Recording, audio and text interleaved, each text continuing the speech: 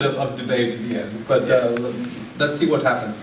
I think a general theme, both yesterday at the opening speech made by Jake, and also all the way through today, has been a call for nuances.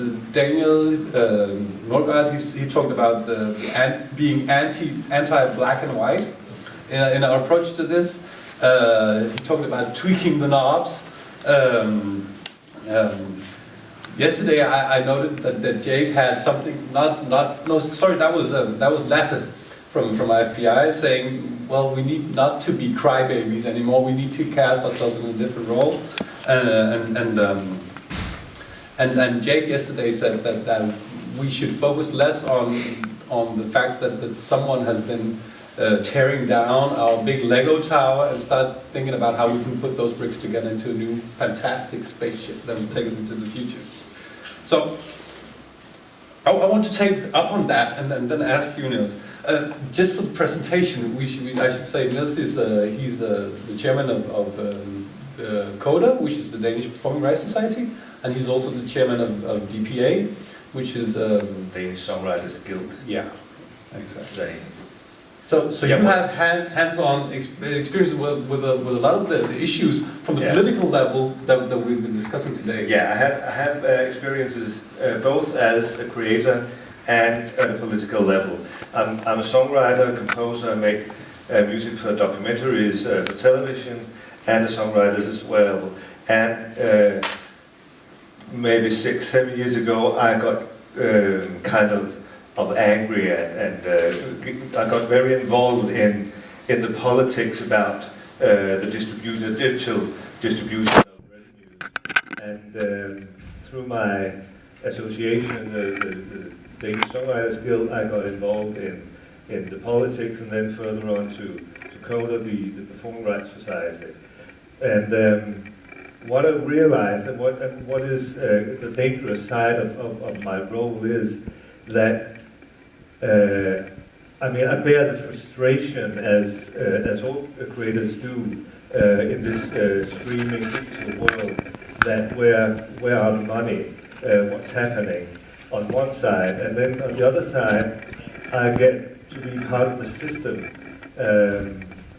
So I'm trying to both bring the frustration into the system, trying to change what may be changed on one hand, and then on the other hand, try to understand what the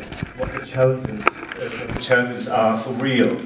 And if I must, I could start there, because the challenges are manifold. There's a lot of challenges, and to start one place, the YouTube deal.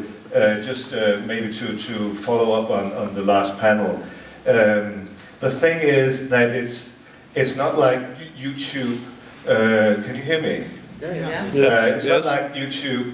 They may not be willing to pay, but the thing is that they are under this law, this both European and US law of safe harbor, saying that if a consumer upload a video, some music to their site, that they don't have any obligation of paying anything.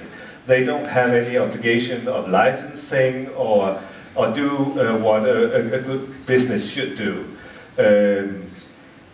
So they and Facebook are in one kind under one kind of legislation where they are not obliged to pay. So whenever you go try to tell them that you should license the music, that you actually earn a lot of money from, then they just tell us that, no, we are not obliged to pay.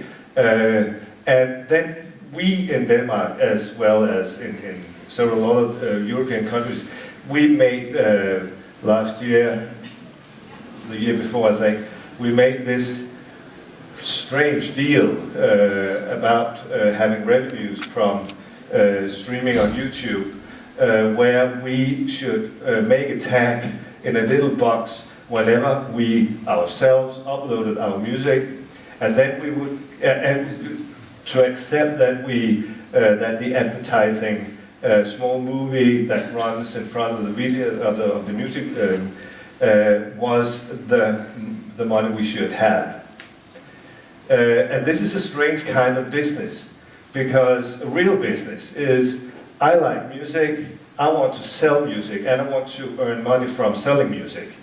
So I go back to the producers of music and ask, how much money do you need for license, so I can license your music into my store? And then you sell the music to the consumer, and you have a real deal, a real business. And you can argue and you can negotiate about the deal, but this is a real deal.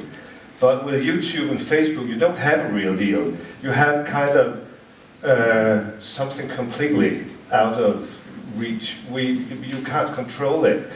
And when we had in KODA in December last year, we had the data and the revenue from YouTube, and it was ridiculous because the data was incomplete, and the revenue they originally told us that they expected from this advertising before the music, it wasn't there almost.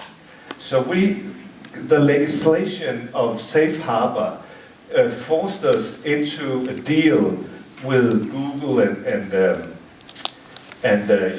YouTube, which we thought, well, maybe this is the way in a modern kind of, we won't set and be conservative and say, no, we don't want anything new. We tried to go into this new area, and when we saw the result, then it was, well, the data is not complete, and the revenue is may not be there, but we can't see it. It's not transparent.